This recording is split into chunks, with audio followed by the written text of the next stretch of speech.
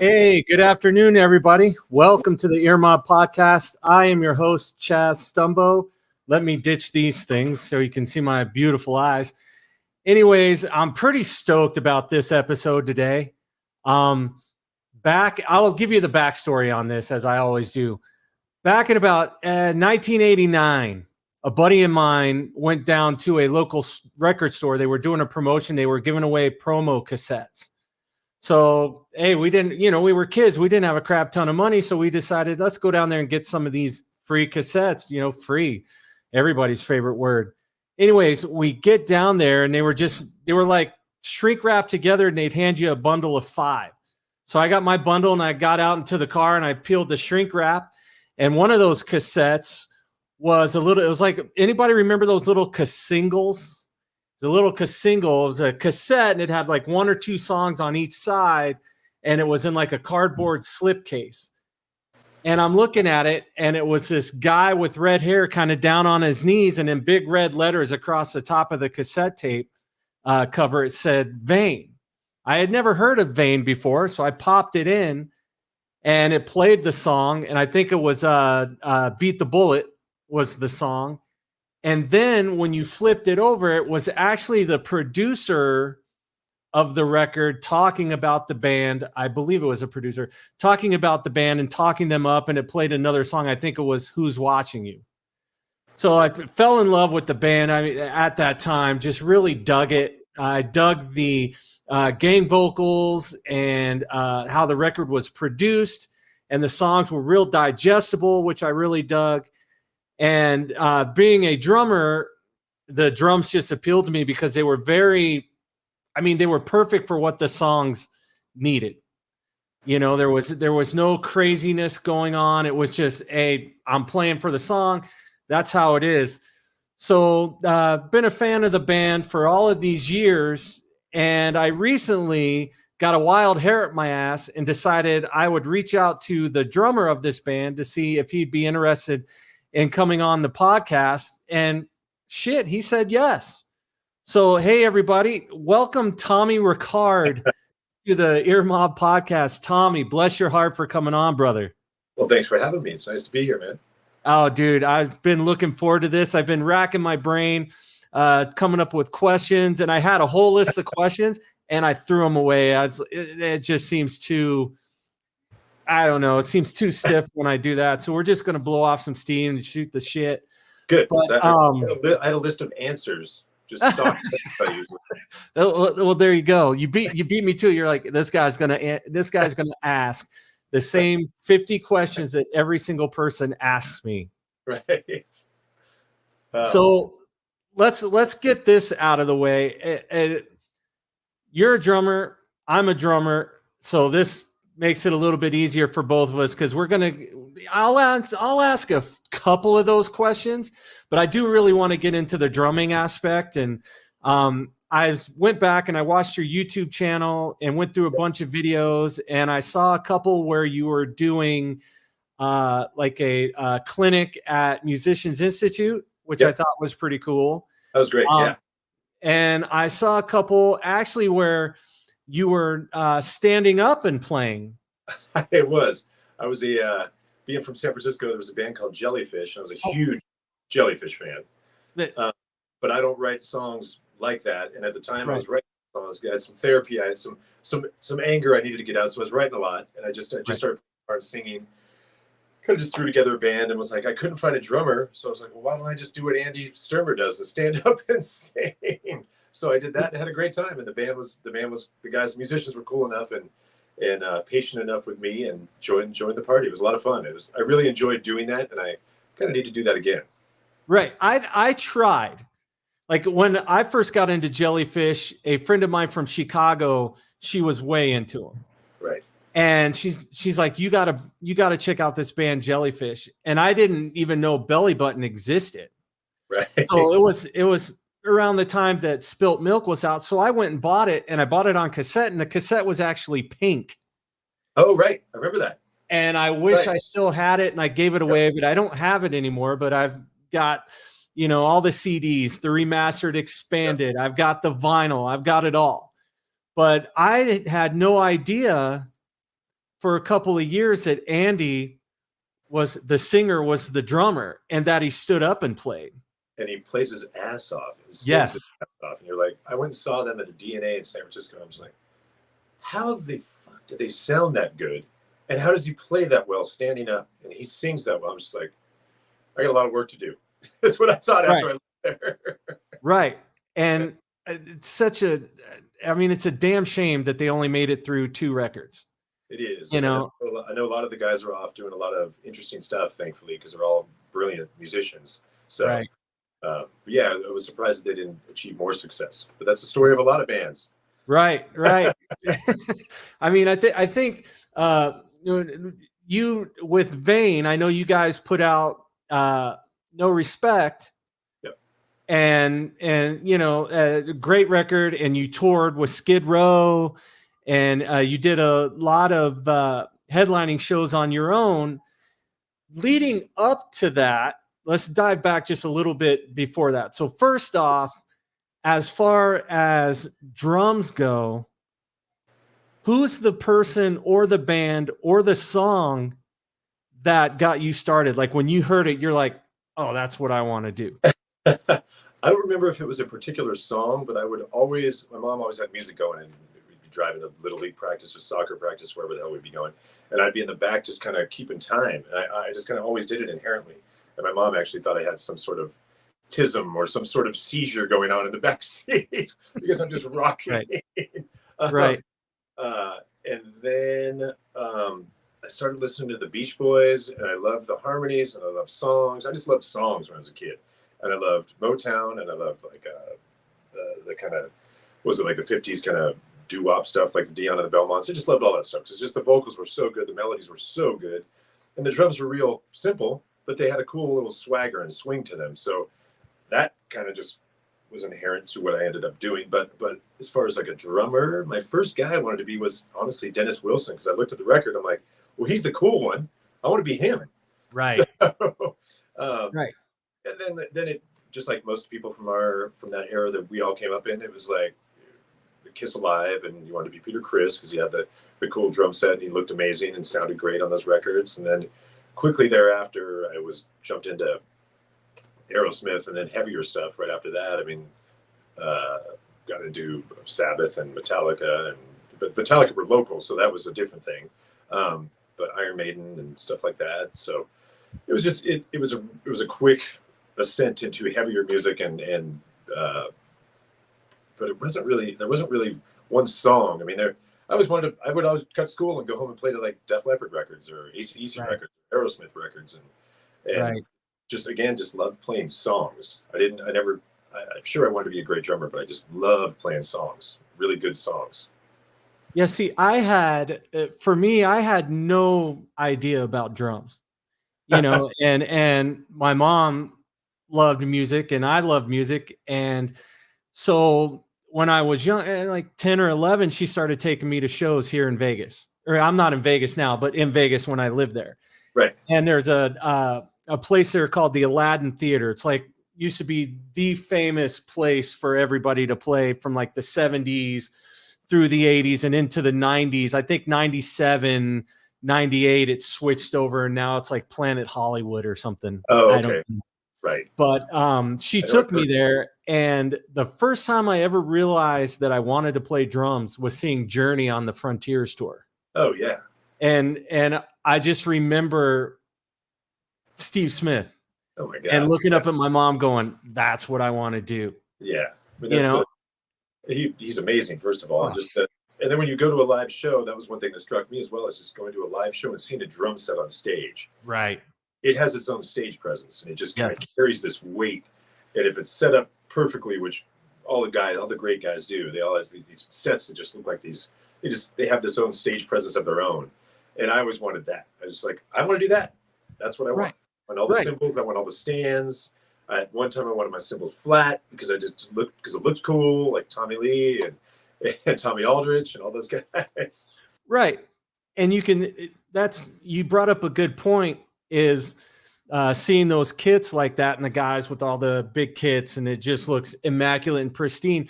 I've always found that that's cool. Like you can see a picture of a drum kit and you immediately know who it belongs to. 100%. 100%. You know, whether it be Neil or whether it Right. be Steve Smithsel or Tommy Lee or, Right. you know, whoever, Nico, Yep. you know, you Oh, always know who I, that kid belongs to. I stood So, behind Nico's kit once, and that was really strange. It's a lot smaller than you think it is. The space that it takes up, I should say, because really? it's really compact. It literally just goes like a rainbow. It's just it's a Right. weird, and everything's really close together, and you think it's this massive thing, but it isn't. It isn't that big. It wild. blows one. I watched a video of him recently talking about his tour kit and everything. It's 10 by 10, 12 by 12, Right. 14 by 14, 16 by 16. And I mean, he's still using a 6-inch tom, and I'm scratching my head going, I don't even think they make those anymore. How's he finding heads for those? You know? Exactly. Amazing. So, Yeah. what was the first show you ever saw? First show I ever saw, I mean, first like rock band I ever saw was Kiss, but I went and saw the Banana Splits when I was a kid. My mom took me to that, if anybody remembers the Banana Splits. And that was like a band. They had a band and they had them running around and doing all these cartoon things. But yeah, Kiss on the Dynasty tour. And then Van Halen on Women and Children First tour, and then Fair Warning, and then Maiden on the Killers tour, and I was a huge Clive Burr fan. He's of course. Still, I mean, I love Nico, but in fact, I may have had a couple too many cocktails one night and told Nico that I was a bigger fan of Clive and Steve Harris just stood there laughing hysterically, thinking it was the funniest thing ever. That there was like this 19-year-old kid just telling Nico how great he is, but Clive's better. See, I've had my worst having too many cocktails rock star moment was when I lived up until the time I moved away from Vegas, which was right after COVID hit. We played at the Mandalay Bay a couple nights a week, and Vinnie Paul used to come see us.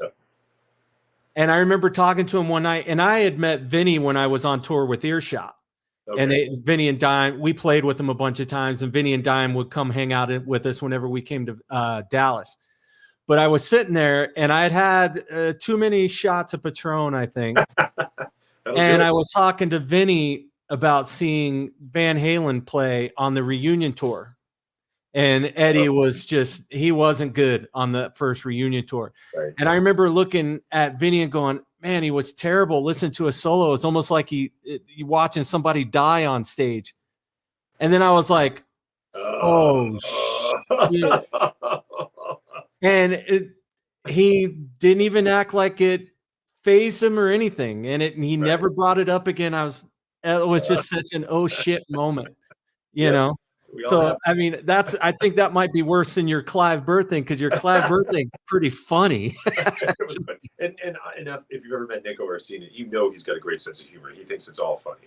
Right.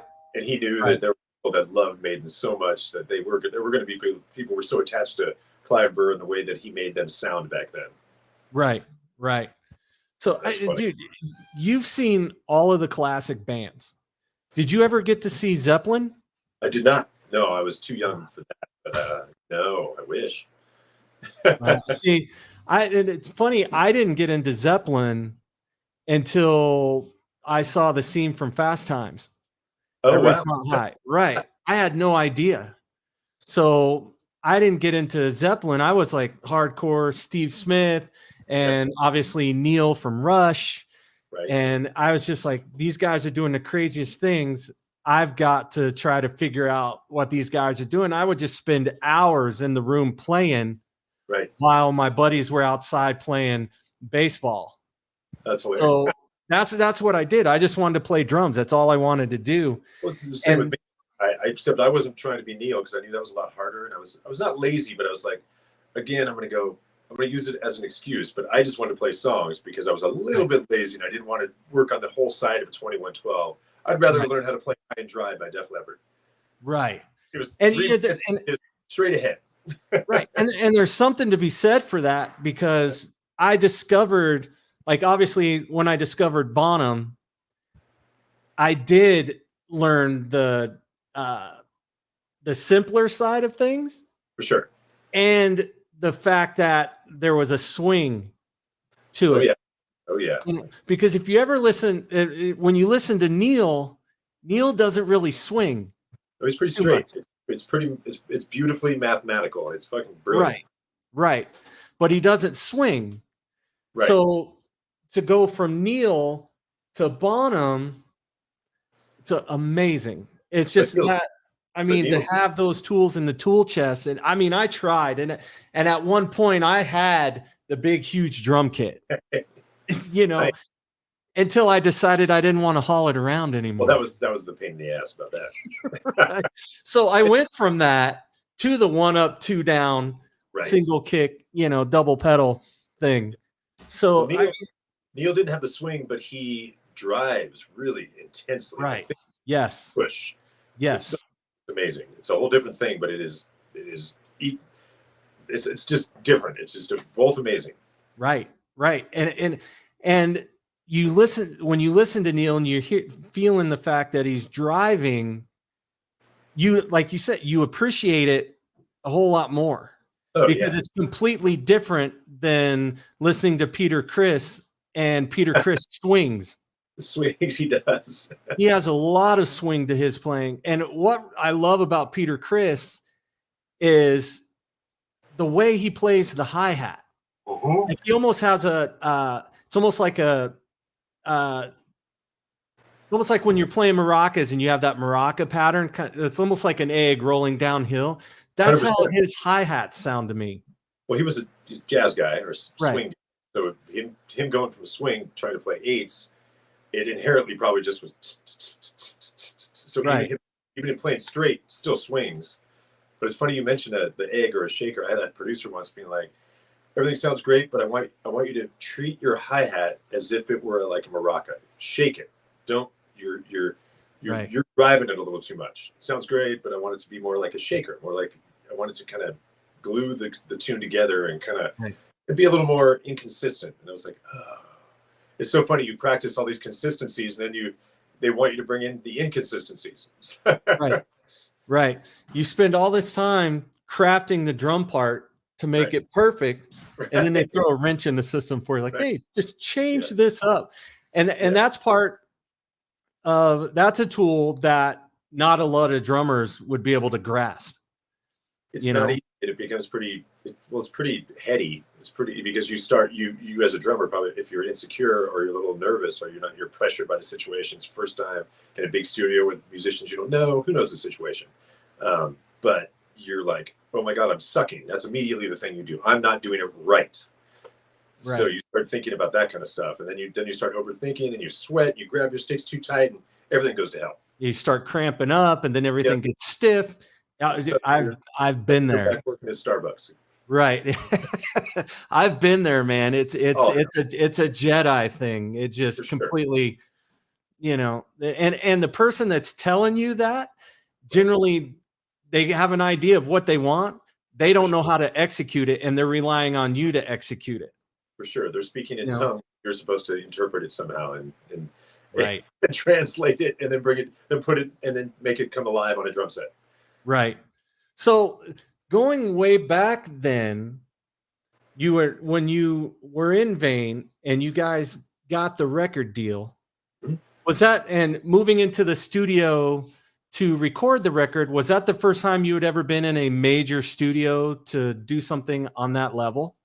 No, I had done stuff prior to Vane, but it was like local studios, but they were still legit studios. I mean, they were nice, and they had big boards, and it was an experience, but it wasn't like a full-on professional making a record, like a studio that Rush recorded in, which is what we did. But Vane had done it. God, it took us, in my mind, or in our minds at that time, it took us a long time to get the record deal with Island, but it was really 2 years. But in 2 years, when you're 18 years old, feels like forever. Right. And you're dealing with record company after record company telling you how great you are and how your songs are. Def Leppard these could be huge hits. Like this could be like a raw Pyromania or something like you're thinking, wow, we're doing the right thing. This is all going to go great. And so you go in and you demo these songs. Like we had recorded at Fantasy Studios in Berkeley, which is a legendary studio. So I did have experience being in studios, but then to go up I had never done anything like what we did, where we'd go for basically 2 months to another country to go just out in the middle of the wilderness in the snow, the northern lights, and wait till Lay studio record the record. But we had all had a decent amount of experience being in the studio at that time, especially Davey had as well, obviously, having had produced the Death Angel records. And we were all around these studios all the time. We were all kind of hustling and trying to play in other people's stuff and trying to do sessions here and there. But I always wanted to do that. I was always, and always have been, a little schizophrenic musically as far as what I like. So I always wanted to do different stuff. I loved being in Vain and wanted it to be hugely successful as it could be. But I also wanted to do more. Didn't know if it was pop, didn't know if it was country, just whatever. Because I grew up around country, and again, like, I love just songs. And Davey writes great songs, but I wasn't afraid to work with a female singer or a country artist or even a heavier artist. So I did a lot of different stuff at that time as well. Yeah, that's the way to be, I think. Because with drummers, you've got the other musicians in the band, and they never. It's almost like they're just like, oh, you're just here to hit things, right? And that's when you kind of look back at them and go, you better hope that I'm good, otherwise this band's gonna suck, no matter how good you think you are. Right. You're relying on me to make this good, and you better hope that I have the tools in the tool shed or whatever. Right. So having grown up and listening to different styles, I mean, I grew up on Kiss was like the first band for me, running around the playground pretending to be, Ace Frehley was the guy for me, even though I can't play one chord on a guitar. I'm not that guy. And I envy you guys that learn more than one instrument, because I just pick it up and it's like trying to learn Greek. I stare at it. I don't know anything, what it does, Right.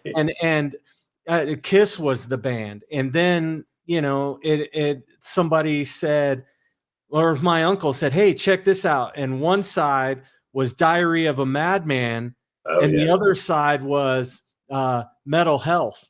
Oh, wow. I'm like, what the hell is this? Yeah. Those are game changers. I mean, just the sounds of those drums records, and Lee Kerslick's parts on that Diary record are unbelievable. Some of my favorite drumming of all time, just those musical parts. Right. And Frankie's a monster. I mean, he's just underrated, underappreciated, and so good.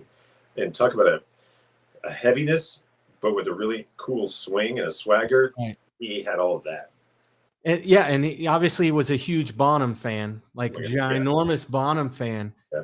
And the listening to all those old bands, for me, I mean, when I wanted to be Tommy Lee. I wanted to be in Rat. And that was my thing. You wanted to be the Blotz? Yeah. I wanted to invite everybody over for a barbecue. Apparently that's his shtick. He wants everybody to come over for a barbecue. But I mean, just for being a teenage kid, I hadn't even discovered Zeppelin yet. And then when I discovered Zeppelin, it changed everything, because then it became, I don't have to play all these crazy notes to impress anybody, or bring this entire giant drum kit to impress anybody. Let those guys do it. I just want to sit back there and be solid, and throw a little icing on the cake here and there. For sure. But then then I started to appreciate Charlie Watts. Oh my God, yeah. And sure. I'm not a Stones fan. There's probably maybe a dozen Stones songs that I love. The rest of the stuff, I don't get it. That's the end of the interview. I'm sorry. I'm sorry. I'm just being honest. I don't get it. But then the crazy thing is, if you put on the Black Crowes, right? I love the Black Crowes. I love Humble Pie. Right. And Humble Pie, my buddy Robert Mason turned me on to Humble Pie about 5 or 6 years ago. Robert Mason from Warrant, was in Lynch Mob for a while. Right. He turned me on to Humble Pie about 5 years ago. And I remember as a kid seeing the records in my dad's record collection and having no idea. I didn't even have any idea that Frampton was in the band for a while. Right. And I love Frampton Comes Alive. I mean, that's a top 5 for me. But then I started discovering that stuff. Yep. And the simple players, and it changed everything. For sure. For me. Because then I focus on just being as solid as I possibly could. Right. And that stuff all of a sudden became a little more important to me than 2112. Even though 2112 is important to me. For sure. That stuff was kind of like, all right, this is where I'm at. Well, there are only so many. It's like there are only so many Rushes. There are only so many bands that are lucky enough to be as abstract and kind of proggy and as Rush and become successful. And not that there can't be another one, but it seems like an easier path to be a song band, the song structured. But you got to have both sides. You got to have the chops to be able to maybe to come up with an interesting way to keep things simple. Like I did that. I think that clip of me at MI, and I was that one that you may have seen is I'm literally just talking about why do you have to put the backbeat on the snare? It doesn't have to be. Why not put it on the tom? Then when you go to the snare, all of a sudden the song feels like it lifted tenfold. Right. And then you have to just let the producer trust you or the songwriters trust you to try and come up with an interesting way to make their songs grow and grow dynamically and then come down dynamically. So, but it's equally as important to be able to have some of the 2112 in you as it is to have Start Me Up in you. So, right. Yeah, and I mean when you're talking about being in the studio and having the producer trust you, right. when you went in to do No Respect, I'm guessing that the songs you'd been playing the majority of the songs for a while, right. So they were as tight as they could possibly be. Yep. When you were playing it, did the producer throw any monkey wrenches at you? Did he? I mean, obviously they're going to suggest some things in there for you. Was there anything that he suggested that kind of threw you for a loop or kind of blew your mind that you're like, oh, no kidding. Okay, I see it. Right. The one thing he did say was try not to drink so much coffee before we start the day, because we were at the time we weren't using click tracks because we were all like my time was pretty good. That was one thing when I was learning to play drums. I was like my time's going to be great, so I'm going to work with metronome. I'm going to grind and grind and grind. I have a lot of sports friends, guys who are in baseball and guys who are in basketball. So I see what they go through. So I'm like, I'm going to work as hard as they do, and I'm going to make this my thing. So my time was good. So when we went in the studio, it wasn't a matter of needing to play to a click. It was a matter of getting the tempo where we needed it and not playing a little too on top or a lot too on top, which happened a few times. Right. We had recorded, I think, Icy and Secrets, and we sent them to Katrina, our manager at the time. We sent it like the rough, and Davey was singing with us. Davey sang most of the time when we recorded everything. It was like we just recorded live. Right. And we sent it to her, and she's like, what the hell are you guys doing? Everything was so fast. So that was one thing that Paul got me into. He really was. He was really great at letting us just be what we were and letting me kind of be who I was, knowing that I wasn't, Peart. I was Tom Rickard, and I had some things I could do, but I wasn't. I was playing for the song, and I was trying. When I needed to do kind of a big fill, I would do one, but it was never. He liked those ones that I did. He liked that some of the stuff was like something off the Sex, like Never Mind the Bollocks, or that it was a little more like a little more of a gothic, like a Sisters of Mercy kind of a groove or something like that. He liked that I approached things like that. He eventually he trusted me, and he liked the parts that I came up with. And when in a song like Smoke and Shadows and 1000, he was really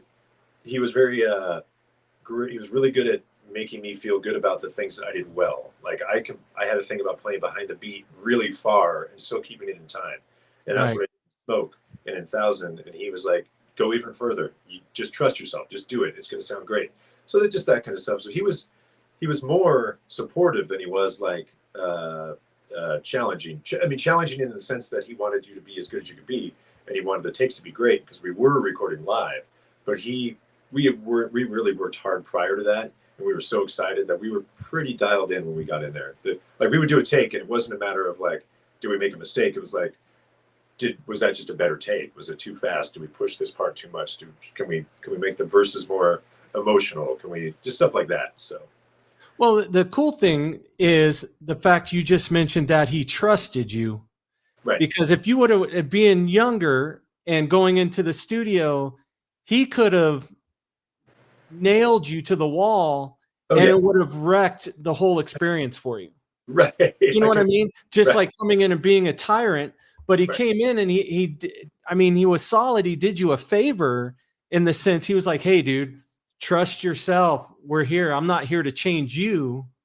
No. Let's paint this picture, you know? And he also was really great about telling stories about musicians that we all respected and talking in a really kind way about their struggles in the studio, not in a way of like saying that they suck, but just everybody goes through things. When you're in the studio, it's a different thing. And it really is. And it just is when you're, I was thinking about it the other day because I did a session and I came in and I was like, oh God, because I'd just been working on some heavier stuff and I had to do something a little more light-handed, and the sound was different. The drums were tuned tighter and things were a little more light touch and just bouncy, and cymbals were thinner and smaller.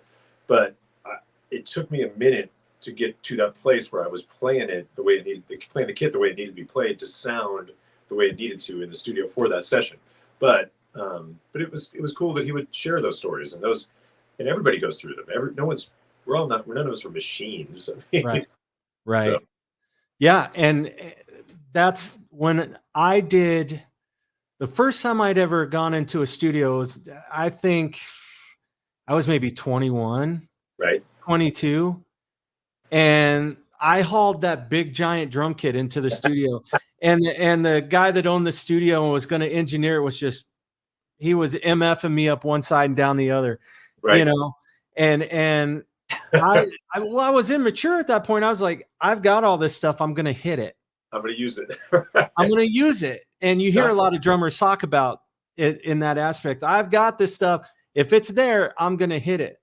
And I listened back to the stuff, and this was 93, I think, 92, 93. Okay. And this was right when Primus was starting to, get super popular. And I was way into it because I was like, man, this is cool. There's grooves here, but there's Neil stuff here, but there's just some cool grooves and there's some cool double bass stuff. So all of a sudden I got really into Tim. Tim's great. And that was, Faith No More. And it's all of these Bay Area bands. Right. I mean, that was like the spot. Well, it's a funny scene. I talk about it all the time. It's like, it's just a funny, weird place where you can kind of just be who you are. So I was doing an interview the other day and somebody was talking about what was it like to be in part of the Sunset Strip. And I was like, we weren't. And that was what was cool about it. Because where we were, there was Faith No More, there was Primus, there was Metallica, there was Exodus, there were Four Non Blondes, there was, a little later on, there were the Counting Crows, Third Eye Blind. Whether you like these bands or not, they were there. There was In Vogue across the Bay Bridge. There was Tony. There was just a huge melting pot of different kinds of music, and everybody had their own thing going on. And me, I liked like dance music and super heavy music, so I'd be at the Exodus shows or I'd go see En Vogue and whatever, because I was young and I was like, there are pretty girls there, so I'm gonna go there. Right. Yeah, I think it's such a big deal and to have that ability to like all of those different types of music and draw inspiration from those different types of music, and when growing up, listening to like the heavier stuff, like you said, Exodus and stuff like that, and then listening to En Vogue, we were driving the other day and Janet Jackson's, what was it? Her hit from Control. I forget the name of it. Dirty something. Oh, right. And we're listening, and I'm listening to it, and I'm kind of bopping my head. And my wife's like, "What the hell are you doing? This isn't what you listen to." I'm like, "You forget who bought that Christina Aguilera record back in the day? That was me. And I'm the guy that all my friends are like, dude, you listen to The Cure? I'm like, hell yeah, I love The Cure. We love it. We listened to Disintegration on the bus all the time. That was our tour album that just come out, I think. Right. '89, yeah. Yep. Disintegration. Yeah. And you listen to it, and it's just, I mean, the beauty of it is there's so much space in those songs. So much. And it's almost like they were the only band that could just take forever to get somewhere. And once they got there, it was amazing. Right. And we all loved that. And we adopted a little bit of that because we liked the dynamics, the dynamic build it built so much tension that you're like, God damn it, I wish they just change. And finally, when they do, it's fucking awesome. Right. And I love Boris's drumming on that record. It's so unique. The parts are so cool. Again, it's that thing between having great chops, but keeping it simple, but having the chops to be able to come up with really interesting parts, like to be able to just not do the standard whatever. I mean, even Fascination Street's just such a cool groove. I mean, right. All of that stuff. That's just a beautiful album. Yeah, and Fascination Street brings up the 16th on the hats. Right. And when you listen to a lot of those British bands from back in that time, I mean, the 16 on the hats was such a big part of it. Right. You know, and you listen to Boris does it like on Fascination Street. Right. And then if you go back and you listen to the Sundays, are you a fan of the Sundays? Yep, absolutely. Every single song was 16s on a hat. Right. And then when you get further down into the mid-late 90s or mid-90s when like Manchester was happening, there was still some 16ths, but a lot of those guys did the 16ths between the hi-hat and the snare. Right. And then open the hi-hat on the and of 4 to bring it back to the 1. So it sounded kind of like a loop. And that became the Manchester groove, which the Stone Roses and Oasis do on every song. And it's always amazing. And I fucking love it. And I'll just keep doing it. Yeah. And so how long did it take you guys to record that record? We were in the studio. We had 2 months. We took a little break in the middle, but it was basically 2 months. We recorded, and it took a long time. We were in the middle of it. We were recording Laws Against Love, and that took some time because we had a demo that everybody liked, not only liked but loved. So we had to try to make that work, and it wasn't working. So we ended up just re-recording parts of the demo. Like you listen to that track, the build up into the second verse. I don't know if it was like a moment of genius on my part. I'm going to say it was, but I think it was it was just me just sucking. So it goes out of the chorus and it goes to this build up, and the build up is like dunk dunk dunk dunk dunk dunk dunk, and it slows down so dramatically, and you're like, and then it hits the verse, and I kind of pick up the pace again, and it kind of creates this weird thing, and Paul, the producer's like, we need to do that, and I'm like, I don't know if I can do that again. I think I made a mistake, and he's like, nope, you got to do that, and we could never match it. So we ended up just using my drum track from the demo, and then adding some vocals and changing some guitars and stuff like that. So yeah, I mean, everything else was the same, I think, but the drums and bass might be the only thing that are from the demo. I can't remember. That is a little while ago. Sure, that's 35 years. Yeah, and I do, but I know that the drums were definitely from the demo. Speaking of that, you said it was almost like it was me sucking, and you kind of laughed it off. Going back and listening to the earlier stuff that you did, and it doesn't have to necessarily mean that record, but just going back and listening to the earlier stuff, do you find yourself being overcritical of what you played, or are you happy with everything that you did? On those records, on that record, I'm real happy. I think that at that time I was listening to a lot of players that I still respect and still love, like Tony Thompson, and I love the way Joey Kramer just pushed songs along, and then Boris. So I liked my parts, and I liked we were practicing enough where I think that I think I played well on that record, especially for my first record. I think I did. When All Those Strangers came out, there's a couple of tracks that I thought I could have played better on, but I still like it. I didn't love that producer. That producer and I didn't get along great. Not that we didn't fight, but he wasn't inspiring. He was just kind of vanilla, and he didn't really get us. So it just kind of became like, I love certain parts of that record. I think there's things on it that sound great, but like Planets, I think is a great take. I think Love Drug's a good take. I think It's Too Bad's a great take. Far Away, I think the demo, at least my part, I think was better. It's just funny things like that. I think we just had more.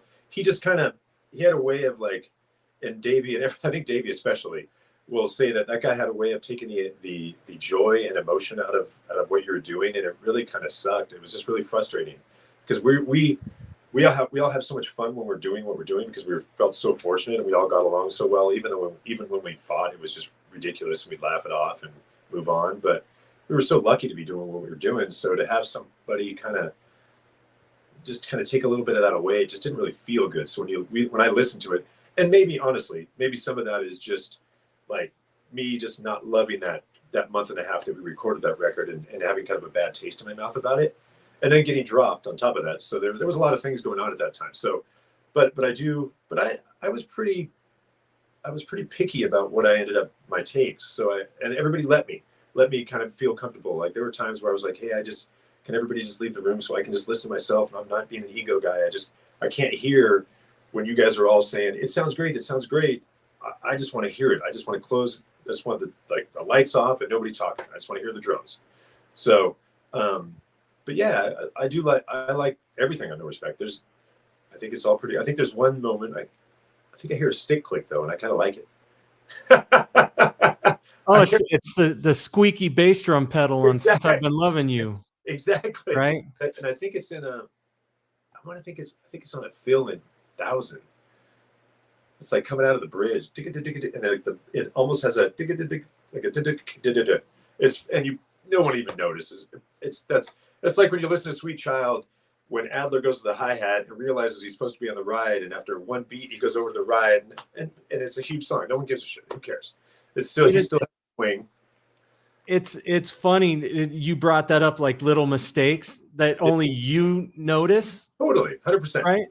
When I did the tracks for the Earshot record, the song "Wait," which ended up being the first single on the album, the first two bars, I played a different bass drum pattern, and then it dawned on me, shit, as I'm playing it, and I switched to what it was supposed to be.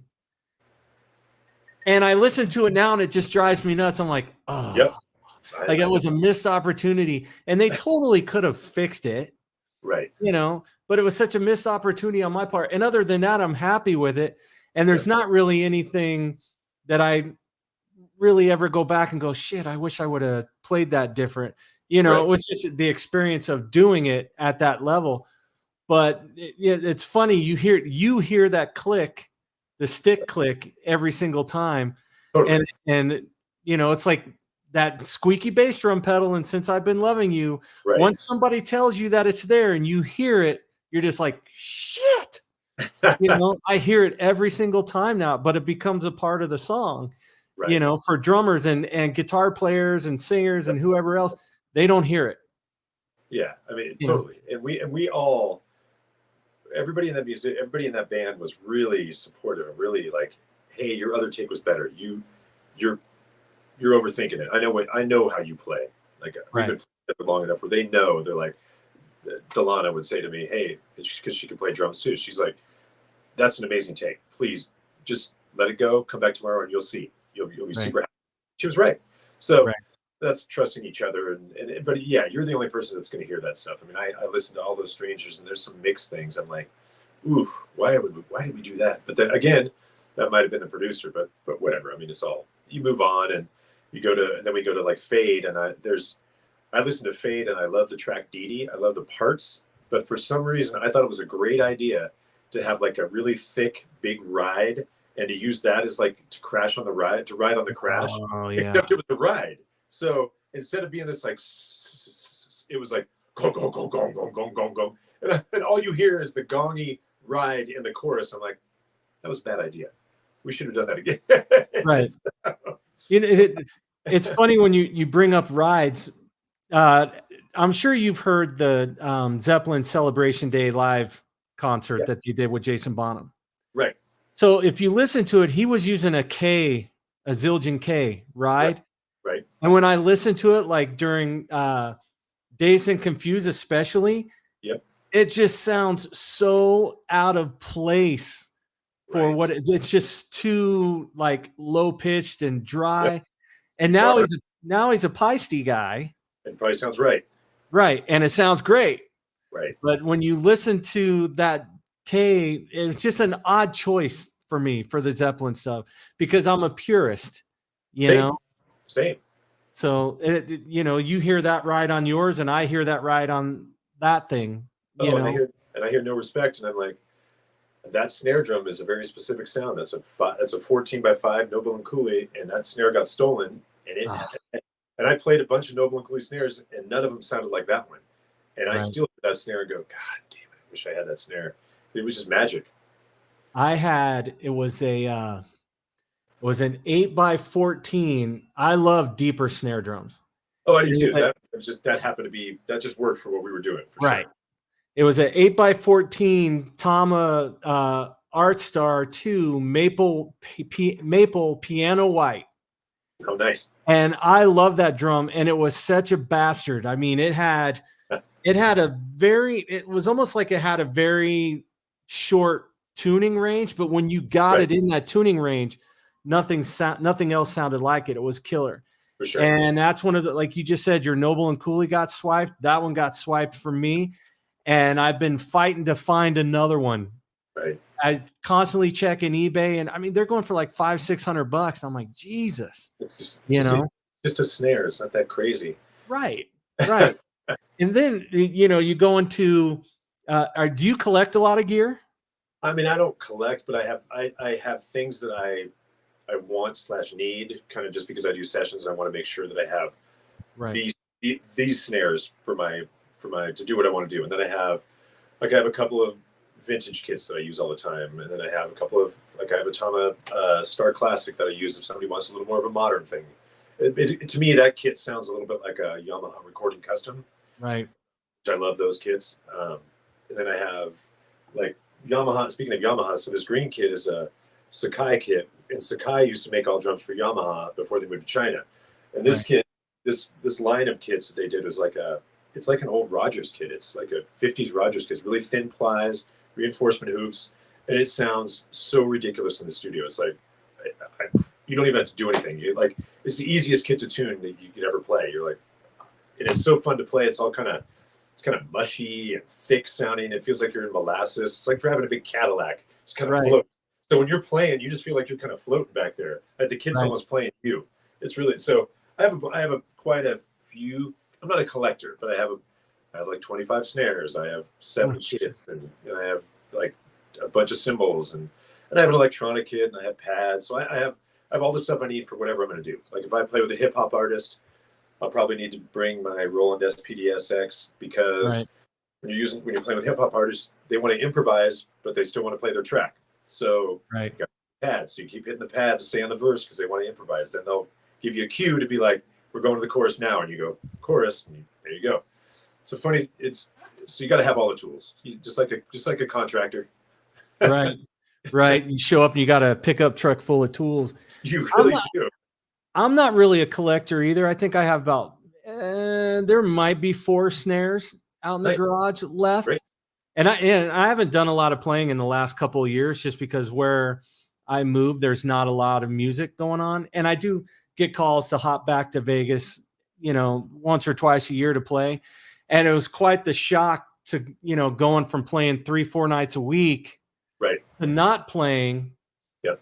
And then getting that call and sitting down and you're like, God, I hope I remember how to do this. And 2 or 3 songs in, you kind of settle in a little bit. First song, your hands are like, how do I even hold the drumsticks? Right. And I had made I'm like, all right, I'm going to sit down. Stick control is going to come out on the music stand. Yep. And because I was a terrible student, they would give me these things to learn, and I would get home and put on my headphones and play along to Journey or whatever, I was into at the time. I would just sit there and play along to it. And that's how, if I heard something that I really liked, I'd try to figure out by ear how to play it. And course. I can read music and Same. you know, doing marching band and taking lessons for years. But I always regretted the fact that I just don't have the patience to sit there with a practice pad and a book and go to town for hours. I can't do it. And my hands don't work that way. And it drives me nuts. And I envy you guys that are able to do that. I'm not, you know, it drives me nuts.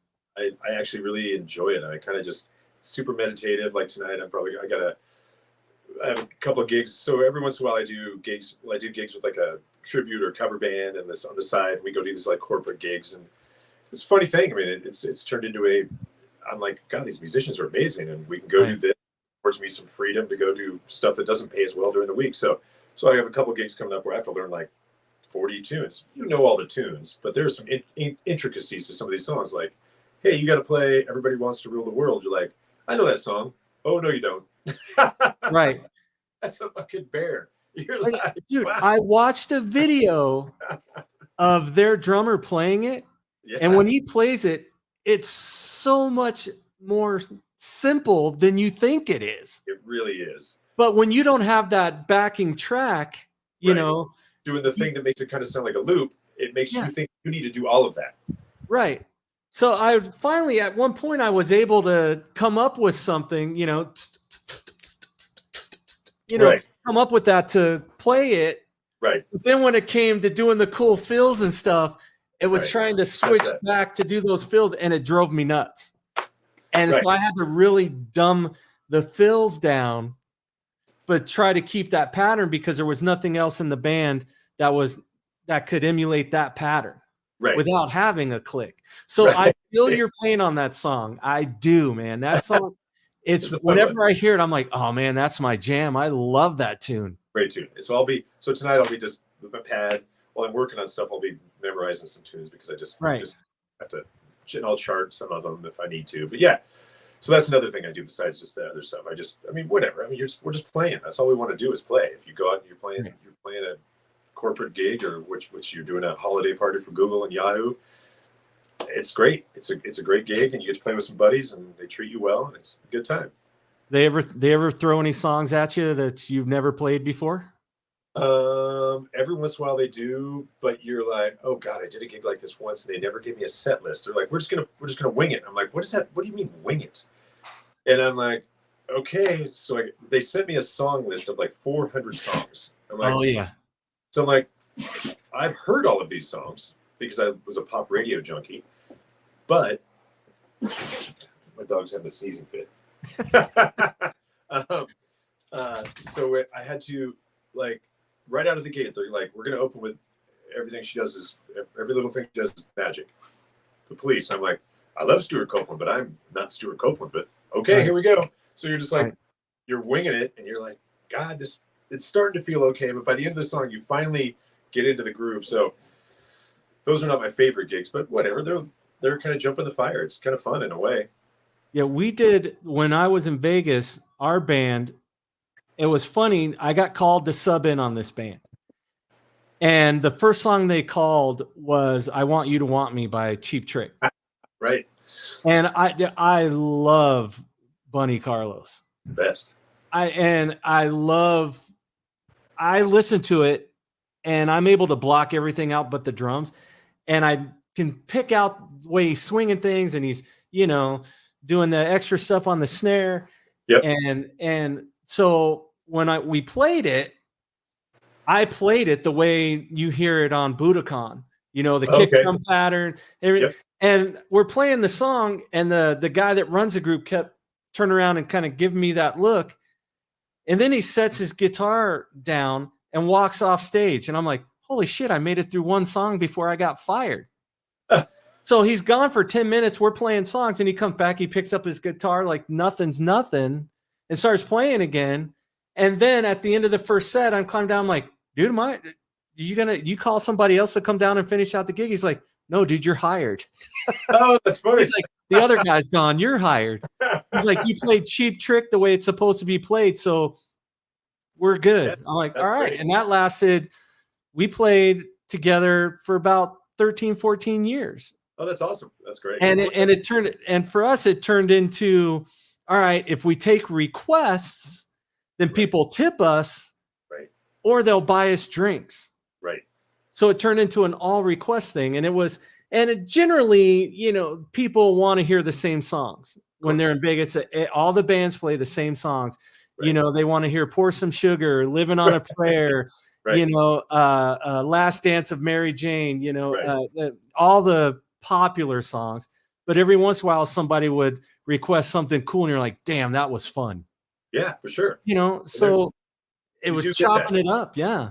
It was so much fun playing songs that just trying to figure, and you're all staring at each other going, I've heard this song before, as long as the guitar player knows it, and you're playing the song and you're in your head, you're hearing the real song.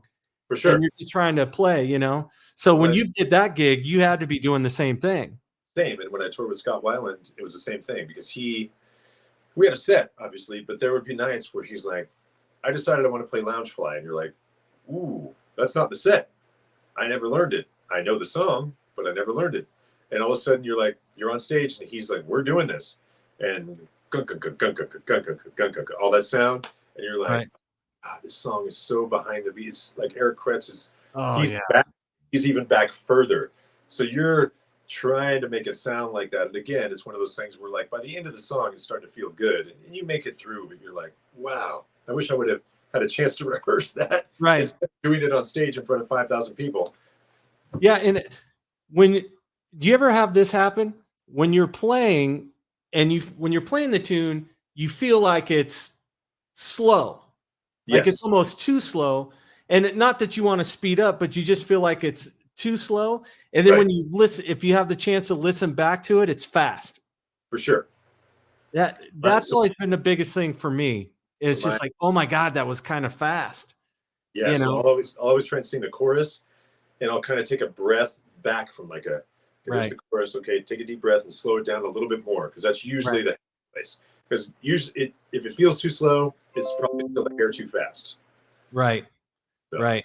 Yeah. And that just always drives me nuts. I'm like, I know I'm purposely playing it slower, but then when I listen, and it's maybe when I listen back to it, sometimes it's the anticipation of, or it's me remembering, man, I really had to keep that slow. Right. Then when it's not as slow as I thought it should be, maybe again, it's a Jedi thing and it's messing with me in the head, Well, that's why that's why I don't mind playing to a click. Like with Scott, I started just playing to a click. I didn't even tell him. Just like, dude, I know you want it to be this tempo, so I've got the tempos locked in. I'm just going to play to a click, and we're just going to go. And it made it so much easier because what happens is like you don't have that moment where it's like the singer will turn around and go, hey, it's just a little too fast or it's too slow. I need to be picked up. Like you're right there. Can you push it or pull it back a little bit here and there? Of course, but you're not playing it 10 beats per minute too fast. Right. Yeah. When I did the Lynch Mob stuff, that was a lot of that stuff Mick Brown played back. He's way back. Played to a click, right? But he brought it back, and we were playing to a click. And Anthony Esposito and I used to have these tug of war matches. He's trying to pull me back, and I feel like I'm back, and I'm like, well, this song doesn't sit that far back, but to Anthony it did, and Anthony was the original bass player, so trying to play tug of war with these things and sit on the click. Yep. It was a little tough. And that was my first experience of trying to pull as far back off the click as I possibly could and still make it feel good. And then when the chorus comes around, push it a little bit and then drop back down. But again, when man, it was a lot of times it was tough. And it was that was like going to school. That was my first touring thing. And that was a big learning experience for me. Yeah, I mean, it can be, and it's a thing. I mean, playing to a click by yourself is very different than playing to a click with a band, right? Because everybody wants to pull in different directions, and a lot of musicians want to have the click in their ears, and you're like, please don't, please just play to me, right? It's just going to be better. You're not like you're going to be fighting against the click and me. Why not just play to me? We're going to be good, right? So, yeah, I've done those gigs before too, where everybody was on the click, right? And it's like what you just said, you're going through, you're like, oh my God, they're never going to meet up with me. Now I'm battling 4 other people right for the entire night, Yeah, they're listening to everybody hears the click differently. It's funny. Yeah, to me that's a nightmare scenario.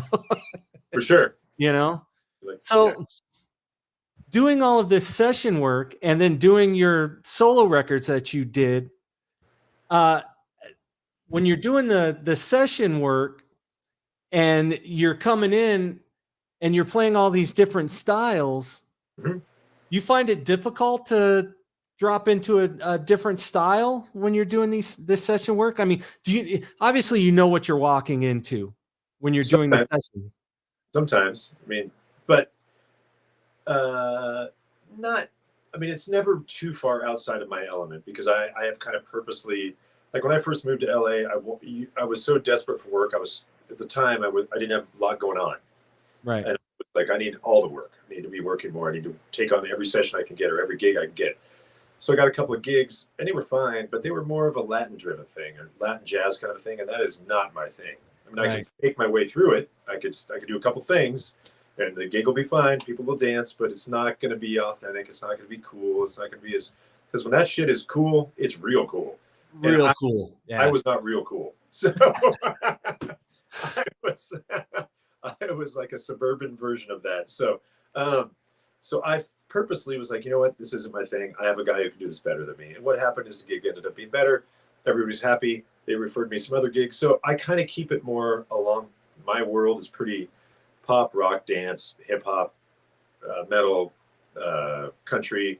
So I pretty much get thrown into stuff that I'm pretty appropriate for. But I work with Linda Perry still once in a while, and I worked on the Muppets Mayhem thing with her about 2 years ago now, I guess it was. I think that show was out last year, I guess. But yeah, it's funny. You work on these things and they come out like a year later. You're like, Jesus.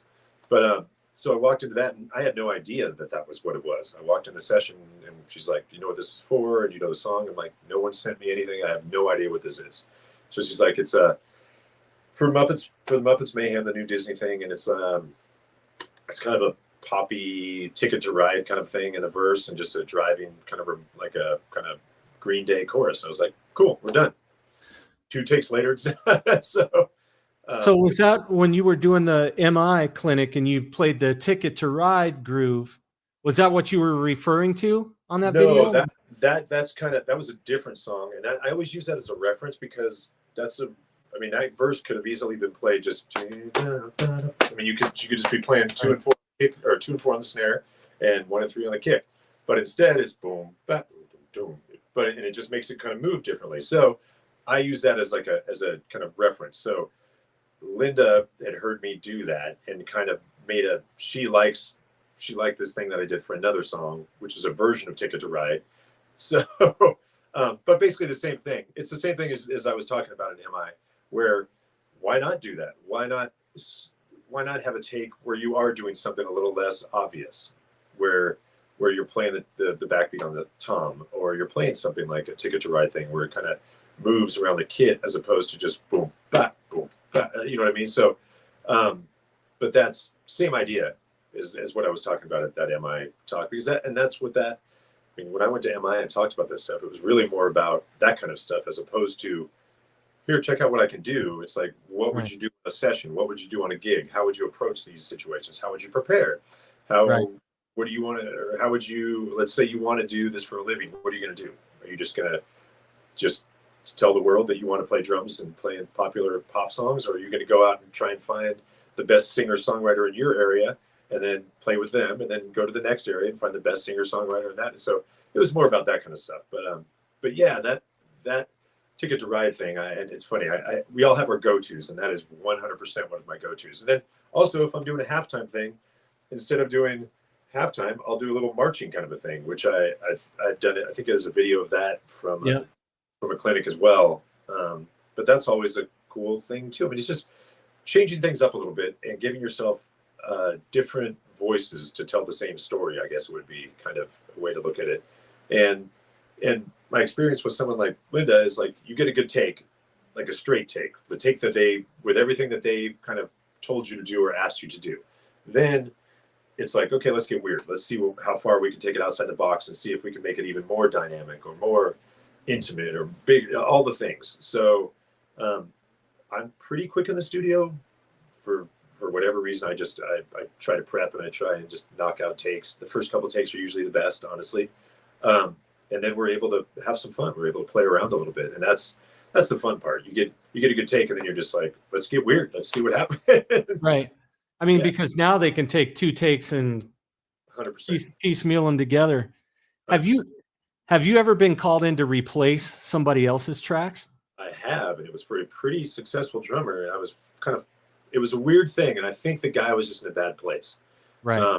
It wasn't a better or worse thing. It was just, he was just too choppy. He was just doing, and it was for a movie, and I came in and just played on everything. It was cool. Whatever. I mean, it happens. I mean, I've done things where I got replaced, but it wasn't a drum thing. But I've been replaced in bands. I mean, Adler and stuff like that. Right. Thing. Right. But, yeah. There's nothing like that phone call. Oh, we're going in a different direction. What? What? We decided that Davey's going to start a band with Adler, and I'm like, it's 2 a.m. What? Are you guys drinking? Am I drunk? What's happening? Well, Adler wasn't drinking. Adler wasn't drinking. That's what it was. Yeah, I got that phone call from George Lynch. All of our gear had been sent to Florida because we were going to start a tour with Yngwie. Oh. And I get a call from George. Yeah, I'm folding the band. I'm like, dude, my gear's in Florida. What? Yeah, my gear is in Florida. How am I supposed to get my gear? Well, I'm gonna pay the tour manager to drive the gear to LA. Right. Oh my God. So he pays the tour manager to drive all the gear to LA. The tour manager calls me. He's like, hey, I'm in LA. This is where I'm at. So I have to drive 4.5 hours from Vegas to LA to pick up my kit. And he's like, you want some merch? He's like, George is screwing us. You want some merch? So I started diving in and grabbing shirts and hoodies and. Oh my God, that's hilarious. George is notorious for that. He replaces people, replaces band members constantly. I mean, if you look up the Lynch Mob family tree, it's insane. It's funny now. Outside of music, I mean, getting into other things, you start realizing that a lot of times these people don't really even know what they want. They just start getting someone that can kind of do the job, and then they realize, oh, this isn't what I want. It's not that you aren't good. It's just, so I mean, in the voiceover world, where I've done some motion capture things, where I was supposed to be the singer for a band, but I was an undead priest, so I was kind of slow moving. I was kind of lurching around all slowly and very dramatic movements, almost like Tobias from Ghost, but a little more, even slower than that. So we get done with doing the motion capture, and it all looks great. I'm like, wow, this looks amazing. And it looks legit. Like, I mean, it was a big game, big. The production was unbelievable. And I'm like, this looks really good. And they go, yeah, I think we need more of a Mick Jagger kind of singer. And I'm like, I don't know if Mick Jagger moves like an undead priest, but if that's what you're going for, I am not Mick Jagger. So they brought in this other dude who could dance like Mick Jagger, and then all of a sudden the undead priest is like an undead Mick Jagger, and I was like, it's very different, but this isn't. So whatever. Hands on the hips. Yeah, exactly. All that shit. You just like, right. But it's one of those things where you're like, you just didn't know what you wanted until you saw what was going on, and now you think you want that. Whatever. So you almost can't take it personally. You just got to keep driving. You just got to keep going. Okay, so here's a scenario for you. You go in and you maybe record some demos for a band. Yeah. And then the band decides that they don't like what you played on the demo, so they bring in somebody else to play on the demos. Right. And then 6 months down the road, they A/B the demos and realize that they like your demos better. And they say, for instance, you didn't play enough like Bonham, so we're going to get somebody else. Well, I'm not Bonham, but you didn't play enough like Bonham, so we're going to get somebody else. And then 6 months down the road, they go, you kind of did, so we're going to bring you back to do the record. And you're like, have I ever been in that scenario? Yes. Kind of recently, honestly. But it was a little different. Like a band I work with, this band called Kingsborough, a great band up in Northern California, great songwriters, great songwriters, great singer, guitar player. I have a couple songs licensed by the NFL and Netflix, a couple TV shows and stuff like that. So band's doing well. We're recording some new songs. They're writing some new songs. We're involved in the arranging. and they go to record them, and all the while we're arranging the drum parts. I'm recording some parts and sending them to them on my electronic kit so we can work out it. We're using MIDI so we can easily rearrange and move things around if we want to. So we get to a point where we're going to record the drum tracks, and everybody's feeling good. The parts are all arranged great. We're super excited. They've recorded everything except the drums. So I record the drums, send them. I don't hear about it for a couple of weeks. I'm like, that's weird. Finally, we start talking, and they're like, "Oh, by the way, we didn't use the drums. We just left the drum loops that we programmed on there. We're not gonna use real drums on these songs." I'm like, did we know that all along, or did we decide that? And it turns out that they kind of knew that all along, but the producer didn't tell them. So I'm like, here's the deal. My feelings aren't hurt. What bothers me is that we wasted time. Right.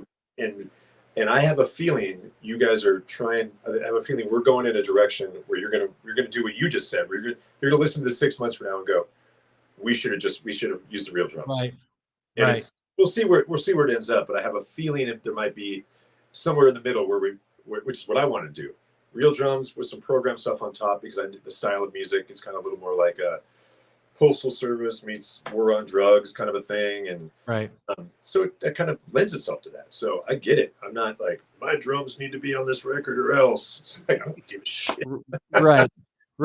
I love hanging out with these guys. I love playing with them, and I'm all for the better of the situation. So if you guys want to do, I'm good. Right. How about going into the studio and recording a section at a time? I've done that. So when you walking in and they're going, okay, here's the verse, and you play the verse. Stop. Here's the chorus. You play the chorus. Stop. Here's the bridge. You play the bridge. Stop. And you don't know where the song's going. Right. And then you get the song back after they've piecemealed it together, and you're like, damn, that's great. Have you had that happen? I have had that happen. I had that happen on a video game, though. So I was doing like the score to a video game, which was written by kind of a more composer, and he wrote drums almost like in a symphonic way, but they're on the drum set, so the parts weren't things that a drummer per se would come up with. They're very orchestrated. So they're not just. Yeah, and even the parts were just kind of abstract, and I was reading charts, and they were.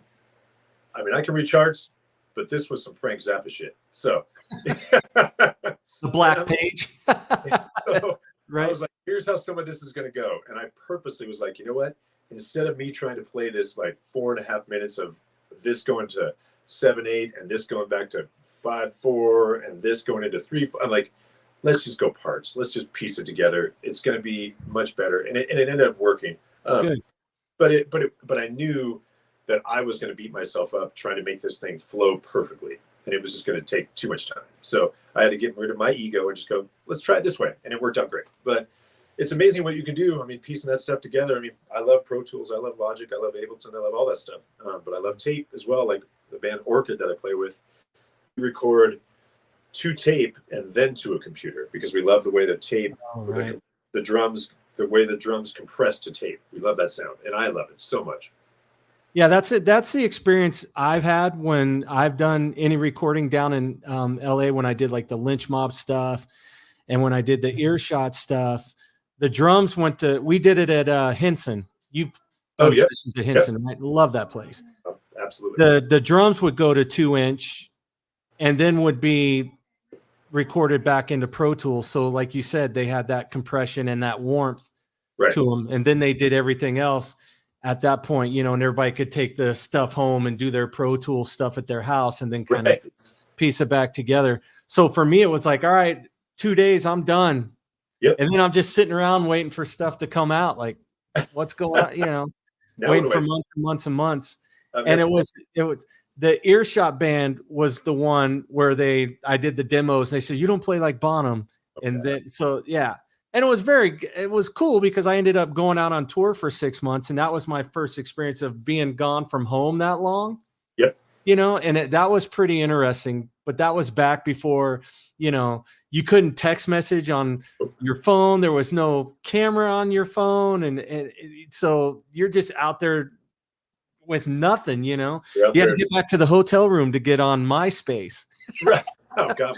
Right. My first tour, we didn't have any of that. We had to collect calls to your girlfriend or or you didn't call your girlfriend, or you broke up with her when you went on tour because you knew you were not going to be faithful. So there's that. Right. So, going on tour, have you had any nightmare experiences while being on tour? I mean, like losing a passport, and this is going to lead into my next question, but I wanted to ask this one first. No, I mean, we've been lucky, or I've been lucky that, I mean, I'm a little I'm not OCD, but I keep everything pretty close to the vest. I keep everything pretty tight. I kind of run my own tight ship. I like to keep everything in order. I'm a little overly organized. I have an Excel spreadsheet of where all my drums are. So that'll just tell you something about what's going on in my head. Right. So, okay. Next question. Yeah. Have you ever what's the most catastrophic equipment failure during a live gig? Catastrophic equipment failure. I haven't. Oh, I mean, I had a bass drum head blow out. That was it. I mean, that's about as bad as it gets. Yeah, definitely. And the problem is my tech just had a roll of duct tape and just started taping the bass drum head while I'm riding the floor tom like in Tommy Ramone, and just trying to get through the tune. And he's taping up the bass drum head. And I'm like, that looks okay, except I have like an hour and a half left to play. And as you know, duct tape is sticky. So all of a sudden the bass drum head, the pedal keeps sticking, and it slows down everything. So it's like, oh my God, now I'm trying to adjust the way I hit to compensate for the way it's coming off the bass drum. So that was like my worst thing, I guess. Now that makes sense. I think I had a snare drum stand die on me, and I didn't have a spare. Oof, that's not good. So yeah, fortunately the headliners had a spare that they loaned me, but that was a pretty bad nightmare. I've had the pedal board break on a pedal. Obviously, springs break. Yep. I don't think I ever had a chain break. Blowing out a bottom snare drum head always sucks, because then it completely changes the feel of the snare drum. For sure. And it's a nightmare. Well, I had a throne break. I had the throne that snapped. So I had that. Oh, geez. So I had to sit on like a chair with arms, and I'm like, this is really fucking terrible. Right. It wasn't up high enough. And oh man. Yeah, I feel you on those. So getting back to life outside of being a drummer, like when you're doing the voiceover work and stuff like that, you enjoy doing that. What did you do it out of necessity, or did you like, man, I want to try this? No, I had done I had an idea to do like a documentary kind of style. In my mind, it could have been a series, or still can, but it was really just based on artists who, no matter what successes they make, no matter what, they still just grind away at it. They overcome all these obstacles to get in their way to just keep pursuing their art, whether they're chefs, whether they're musicians, writers, doesn't matter. Just so happened that one of them was a singer friend of mine, and when we started doing the story on him, he found out he had throat cancer. So we documented the whole thing, and it was it's this beautiful thing, and I narrated the intro. And a couple of years later, I did another one in the meantime, and my girlfriend, who I started dating after, she's a voice actor, and she's deep in it. I mean, she's in a million iconic video games. She's Toyota, Let's Go places. She's in Family Guy, American Dad, X-Men '97. I mean, she's in literally everything. She goes to Comic-Con and it was a funny story, but I'll get back to what we're talking about. But funny story, she was at M3 with me one time in Baltimore, and I had a little line of people wanting my autograph. She's like, "This is so great. There are people here to get your autograph." And she's like, "It's so cool. They're still into you guys." The next week, we were going to Comic-Con, and she had a signing. She had a table there. So we get there, and there are 1,000 people wanting her autograph. And I'm like, "Can I get you some coffee, ma'am?" Yeah, no kidding. It's like it's humbling, you know? It really was. She's like, "Oh, you're cute people. You're cute 50 people that wanted your autograph." Oh, she was rubbing it in. No, she was great about it. It was really funny. But it was a little bit eye-opening. I had never been to Comic-Con, and it was just wild. It's a huge scene. But so she heard me on this narration thing. She, out of her own, she just saw that I did this and went and listened to it. She's like, hey, you did a great job with that narration thing. Would you, if I set you up with this coach and you did these workshops, would you just do them? And I can see if we can find you an agent, maybe get you some work as a voice actor or voice talent, right, whatever the hell you want to call it. Right. I was like, yes, I will just do what you say. I have no dog in the fight, so to speak. I'll just do what I am your guinea pig. So she got me this coach, did that, did a demo, got an agent. Literally right out of the gate, I became the Sam Adams guy for like 2 years. And I was like, this is great. This is so easy. This is the most money I've ever made in anything. I was like, I'm never playing drums again. Right. Cut to 4 years later, I don't get any more jobs. It's just the way it is. It's any of these industries. But then I get a couple more gigs. So I'm like, I'm on the nothing new. I mean, these games come out so fast. I was on that version of Call of Duty, the last one, I think it came out last year. So I've done a bunch of stuff, but it's just funny how it works. It wasn't out of this. I do enjoy doing it. It's been a little slower of late because I've been really focused on drums and a couple of other projects. And my daughter is 12 now, and it's her birthday today, by the way. Happy birthday. The awesome cake, by the way, bro. Oh, that was pretty crazy. I made my first time with fondant. Like I said, I was like, I wanted it to be better, but I'm like, I'm going to take this as a win. Right. No, I mean, I would have never guessed it was your first time, but I'm sitting there looking at it, I'm like, first off, you did a great job. And secondly, your 12-year-old daughter knows what a cassette tape is. How badass is that, bro? You know what I mean? I'm sitting there, I'm like, first I looked at it, I'm like, what is that? And then I'm like, oh, dude, it's a cassette tape because it said S's mixtape, right? Yep. And I'm like, that's damn cool. And I didn't think you did it. And then you're like, oh, that was my first time. I'm like, wow, good job. Over the pandemic, I started baking because there were no gigs. I mean, I usually play, right, whether it be gigs or sessions, I usually have like 200 jobs a year. And then you're like, what the hell am I going to do? So I started baking, and my girlfriend got real mad at me because I'd leave town with like, hey, I made you 2 cakes. And she's like, so I'm at home with 2 cakes. So you know what happened to those 2 cakes? I ate those 2 cakes. You need to stop leaving me with cakes. Fair enough. That's my wife. She'll make like muffins or something. We'll go to the store, and then she's on the cake aisle buying things. I'm like, oh man, because she'll have a little bit, and then I'm staring at it, putting one in my lunch bucket every day, you know. Right. And I'm looking at her going, I lost 35 pounds and I just gained 20 of it back eating those things, those cake mixes that you keep buying at the grocery store. Yep. So with voice, the big thing, there's the whole big thing that's going on now is AI. Yep. And whether it be AI generated music, and there's a big rumor that Motley Crue's new single is all AI, and with AI now you can go on YouTube and you can look up a Linkin Park song sung by Chris Cornell because of AI. Right. What's your thoughts on that? Is that scary? I mean, you think it's going to take work away? Yeah, but I still, yes and no. I mean, for sure it's going to take work away, and it's going to change the environment. It's going to change the industry. It already has. I mean, so let's take me doing a Call of Duty job, for instance. So part of doing a Call of Duty job is you're probably going to spend 2.5 hours in a studio yelling, "Grenade! Get down! I'm hit!" And you're going to say shit like, they're going to say, okay, you've been hit by a grenade and you're on fire and you're burning from the inside out. You need to sound like you're dying. Okay, so you do that. And they're like, okay, can you sound like you're dying even more? And you're like, okay.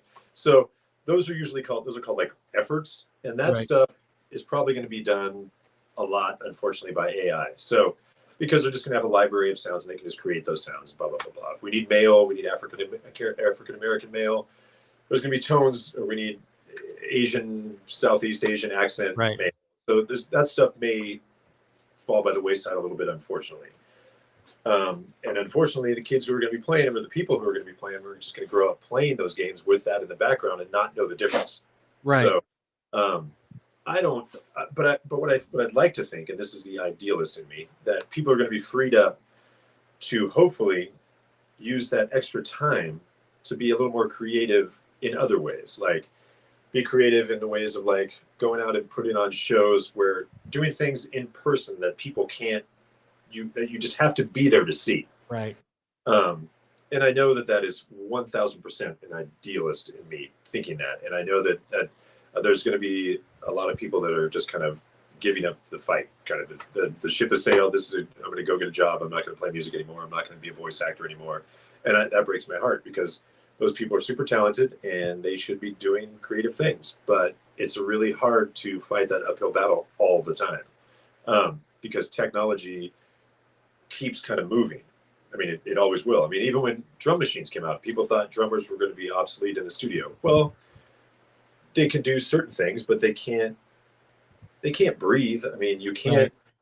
When you listen to, I did this with my daughter because she started playing music. So I was like, we were at a restaurant and a girl from Ipanema came on, and there's something, if you listen to that recording, if it's in a nice stereo, you can hear the air in the room. You can hear the air of the instruments. And I'm like, do you hear that? And Courtney, my girlfriend, was with me, and she's like, oh my God, I've never noticed that. And that's the shit that you're never going to be able to, like, you can fake that, but it's going to be musicians bouncing off other musicians, air bouncing off other people and instruments and stuff. So I'd like to think that there's going to be a movement of kind of underground indie-ish things that are going to be popping up all over the place, and like almost like street art. And hopefully they're compensated to do it, and they'll be able to do it and make really interesting art with the freedoms. And I'd like to think that they'll be using AI as a tool. I mean, you can use it as a tool. So I hope that people don't just give up because AI is just kind of doing its thing, because you can use it. I mean, it's in commercials now. I mean, my buddy lost his job as a voice actor for a big a car company, and they're doing AI now, and I can completely tell it's not him. It just sounds like a shitty version of him, unfortunately. So, the sad part is they're using his voice. They're using a version of, not necessarily his voice. They're just using somebody like him. So if they're going to use his voice, he's got to be compensated. There are companies starting now that are going to create libraries of, let's say, my girlfriend Courtney's voice, and they'll have her information, her data. They can use that data, and they wanted to speak Mandarin, so they want Courtney to be Mandarin. So it's all of a sudden her speaking Mandarin. You're like, what? But if she gets paid, I guess that's a good thing. But it's a slippery slope, and I know I'm the eternal optimist and thinking that it'll somehow be okay, and that there'll be interesting art and benefits coming from it, which there will. But there will be some things that fall by the wayside, and I hope that they don't fall too far, and get away from too much humanity. But I don't think they will. I think the artists are strong enough and driven enough to create constantly. I mean, you just can't not play drums. You can't. If it's just in you, you're just going to do it. You're going to figure out a way to do it. Yeah. See, now you're making me feel bad. Because I had my dad over the other day, and he was ragging on me because the drums are just stacked up in cases in the garage. And I'm like, I don't have any gigs, man. He's like, well, you better figure it out. He's like, all those days I had to sit there and listen to you bash on those damn things growing up. He's like, you better figure it out. So I'm going to put something together, I think, and just head back to Vegas and play in a bar for an hour every once in a while and make $25 just to blow the steam off. Yeah. And again, so me saying that, again, we're all on a different timeline. Everybody's different. Everybody's, I used to wonder if Vane was the peak of what I was going to do. And then all of a sudden I'm working with Linda Perry and I get to play on Beautiful. And it's like, wow. And that's by no means a peak either. That's just a moment. That was a job. It was a day job. I walked in and played the song 4 times. I got a burrito and I went home. Bam. And you're like, whatever. But yeah, you're on your own timeline. You can't, you're driven when you're driven. I mean, so. Right. And have you ever gone through a point where you were done with drums? Like, I'm done, maybe it would have been maybe after you guys got dropped, or, you know, you had a really bad experience on a gig or something like that, or you were looking forward to a gig and that gig didn't happen and somebody else got that gig, or something stupid like that. Have you ever gone through that point where you're just like, I'm done? Well, when the whole Adler thing went down, when Vane when Davey and Delana went down to LA to play with Adler, they started Road Crew. Then eventually Ash went down, and then Danny as well. I mean, at that, when Ash left and he went down there, and it was just me and Danny, and I was just kind of left up here with none of my best friends, and just kind of, I was just like, not to get all sad, but it was like, what the fuck? So I remember then thinking, is this it? And just kind of for a couple days going, I'm not really inspired, and I don't know what I'm going to do. But then you talk to a friend, or you talk to a manager or another musician, and they're like, hey, this stuff happens all the time. You don't think that this is it. Just go out and start another band. So I did, and it all worked out. I mean, that's when I started working with Linda on other stuff, and doing more sessions, and working with different people, and meeting Theo, the singer who is now the singer for Orchid, who was a singer that I played with back then. So just, but to answer your question, yes, I did have a couple days, and that still pops up. You can't help but go, yeah.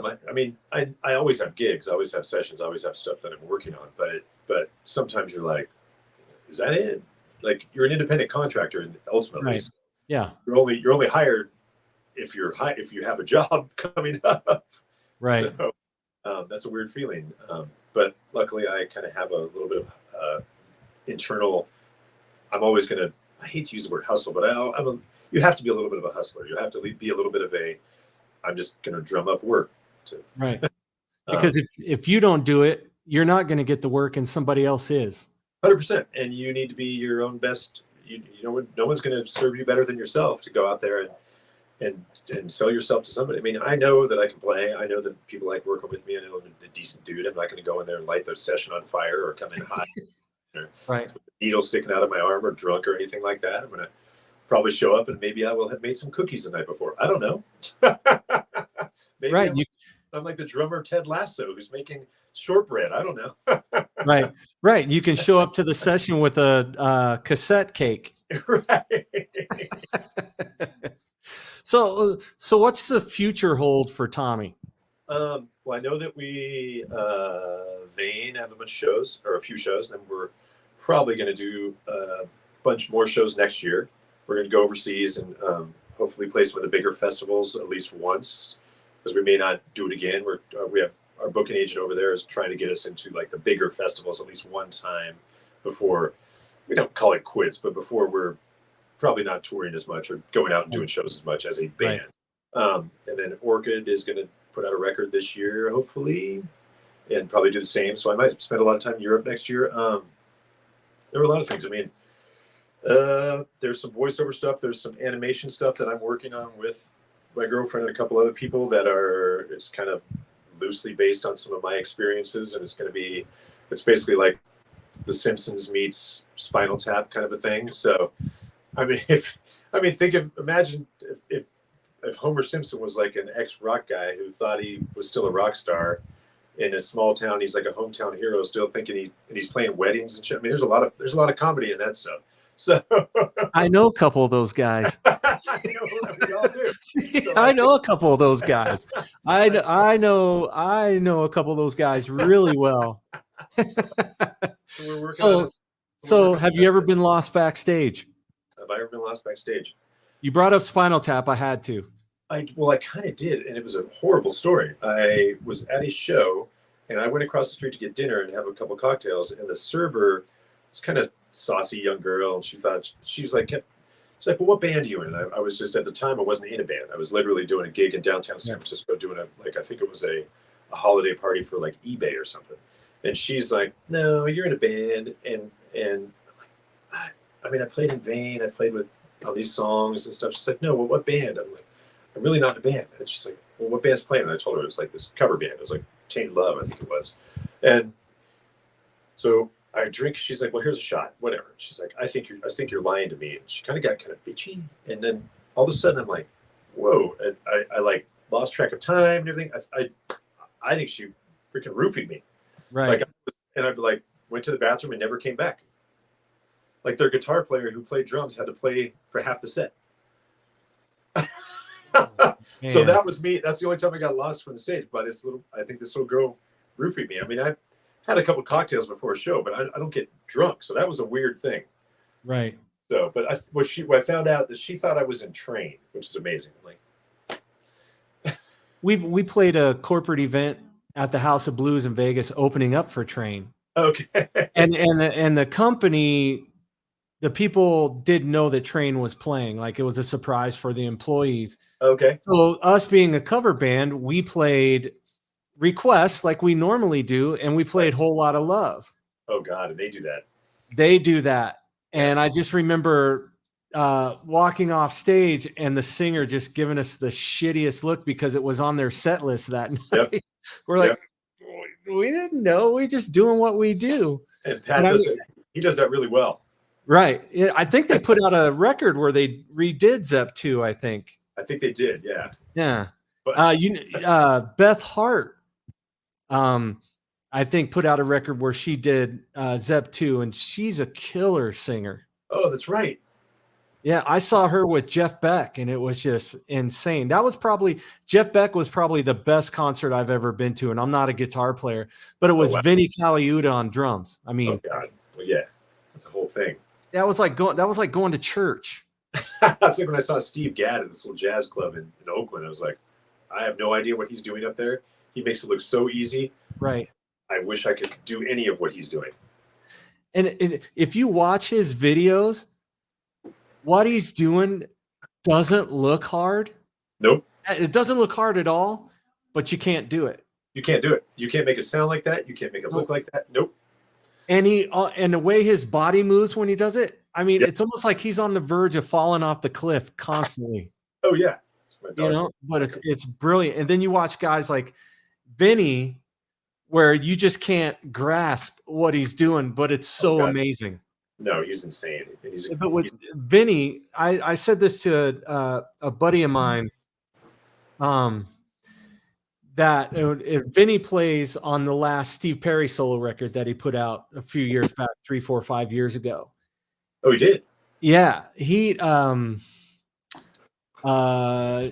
on the majority. It was him and Ferroni. Oh, okay. And Josh Freese. Oh, wow. Of course. Played on it. And Josh Freese played on the first single, and then the second single that he released from it, I had the record, but I had never, I kind of skimmed through the liner notes, but didn't and as soon the first drum hit of the song is just bah, and I'm like, oh my God, that's Vinny. Because I knew Vinny played on the record, and I'm like, and it became my favorite track on the record. Of course. Just because it's you can tell, I mean, it's got, Tim Sumner songs groove all through it. It's just so laid back and so tasteful. And it just, I mean, it's Vinny. And you just, not being able to do all that crazy shit that Vinny does. Right. When you hear something like that, it really inspires you to not play anything crazy because it feels so good.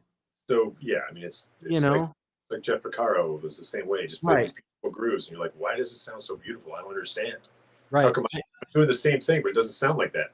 Right. You can't wrap your head around it. You think, oh, I got this. That's simple, and then you're like, nope. Nope. Do not. Not going to happen.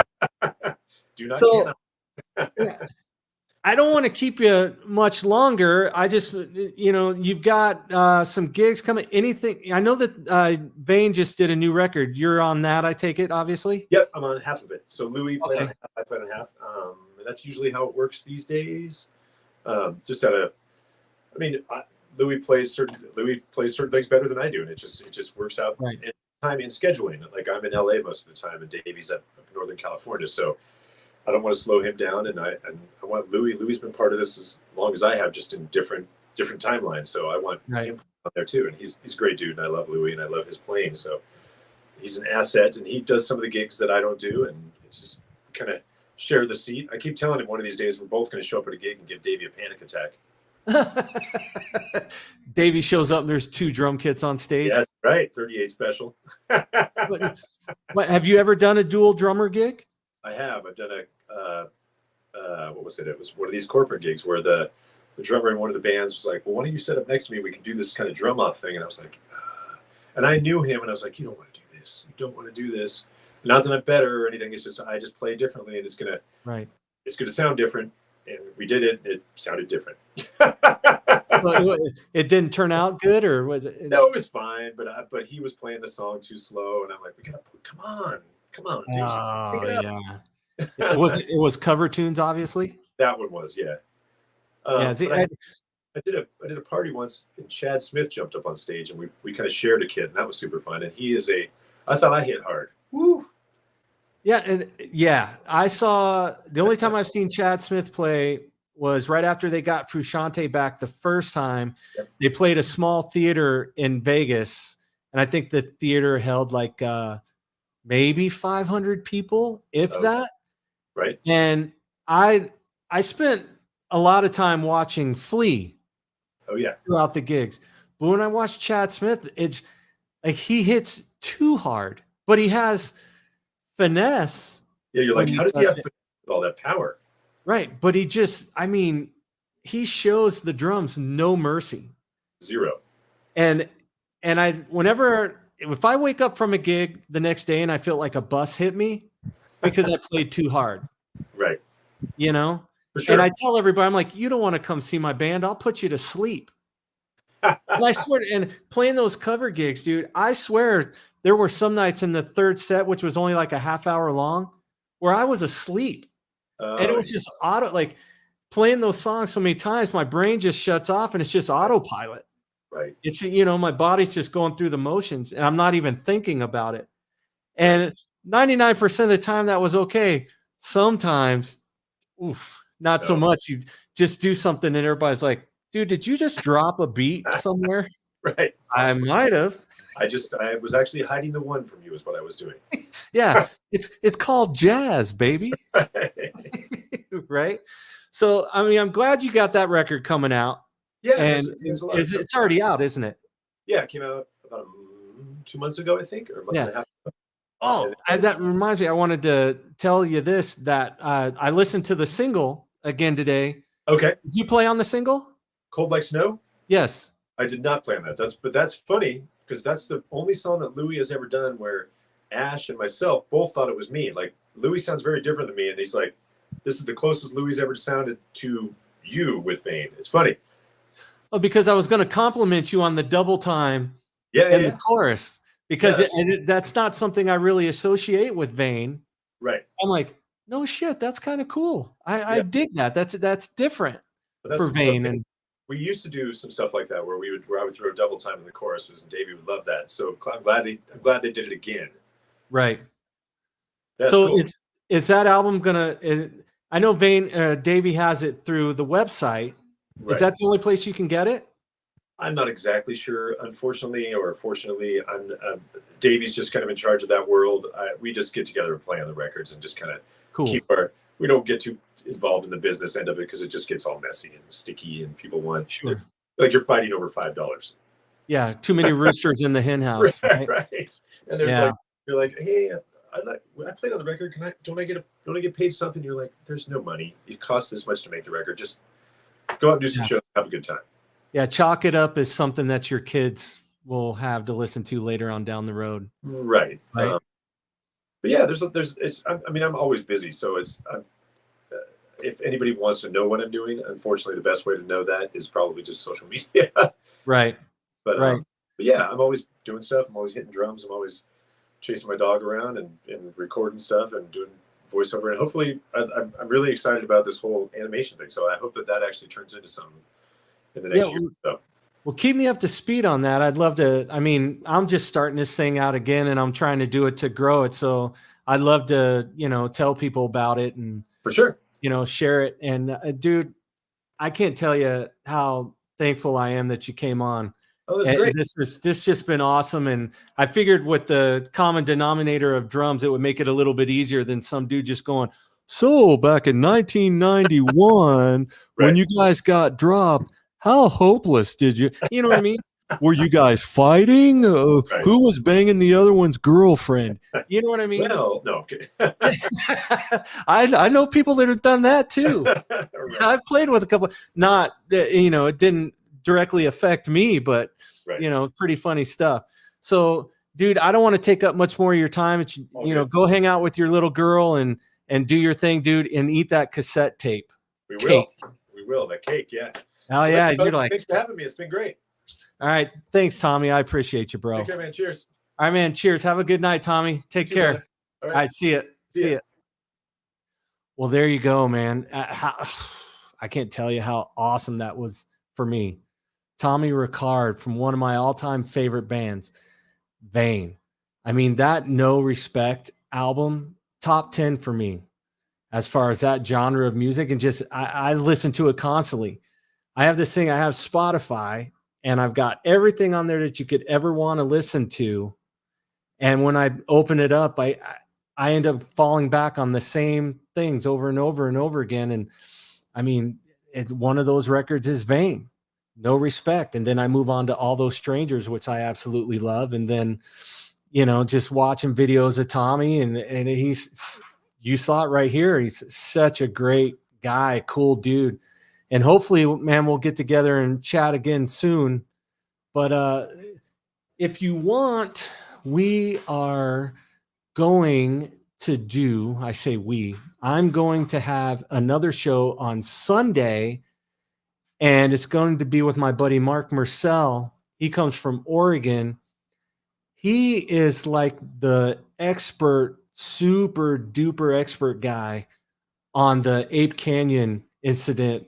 And I believe it happened in 1924, where these miners went up on the slope of Mount St. Helens, and they were mining, and they saw a creature in the woods. They didn't know what it was, so they shot at it.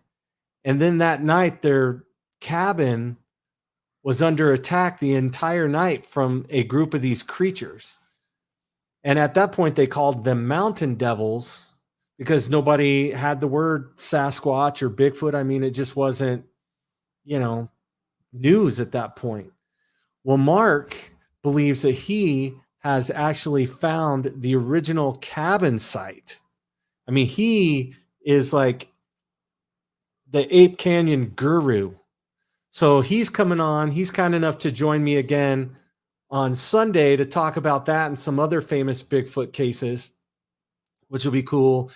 And I'm reaching out to some other friends of mine. I want to do more music related shows just because I find it's a little bit easier, and it's a lot of fun to talk to these people and talk to fellow drummers and stuff. And I'd like to do a show where I just have a bunch of my fellow Vegas drummers on, and we just tell war stories about playing gigs in casinos and stuff like that. That'd be kind of fun. So again, if you're watching this live now, or you're watching it later on YouTube, Rumble, or Facebook here, if you got any guest suggestions, or you got any horror stories you want to talk about as far as gigs or anything like that, I'd love to chat with you. If you've seen any bands in the 70s like Zeppelin or Floyd or Grateful Dead or anybody like that, I'd love to chat with you about that. I always love hearing memories from those shows. I've done a few of those in the past with some friends of mine who saw Zeppelin, and they always turn out really well. If you notice in the top corner, you can see the web addresses. That's where you can watch this. If you go on Facebook and you go to the Earmob Podcast page on Facebook, make sure you follow or join or whatever it asks you to do. Then you'll be notified when I do another show, because I'm not going to stream them live on my personal page anymore. I felt that it wasn't really doing anything. So, again, go to the Facebook page for the Earmob Podcast and follow or subscribe or do whatever you have to do there, so that when I do these, you'll know what's going on. Twitter.com/ Earmob Podcast. I post stuff up there all the time. Rumble.com/Earmob Podcast. YouTube.com/Earmob Podcast. Instagram, Earmob Podcast. I post stuff up there. So again, any guest suggestions, throw them my way. That's it, man. I'm going to leave you with this bad boy here. This is a song I played on with my dear friend CJ Zuter. So this song is going to take us out.